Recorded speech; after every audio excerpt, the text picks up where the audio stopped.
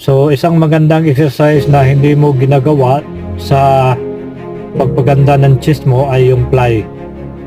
Yung ply, nagbibigay yan ng lapad ng chest mo.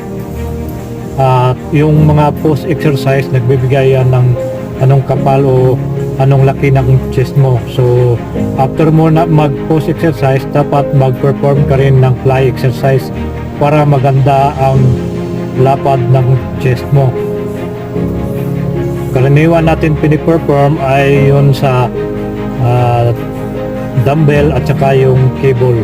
So dapat wag nyo skip yung fly exercise nyo guys, kasi para maganda yung form ng chest mo. So lagi nyong tandaan, kapag post exercise, ang kapal o laki ng chest mo.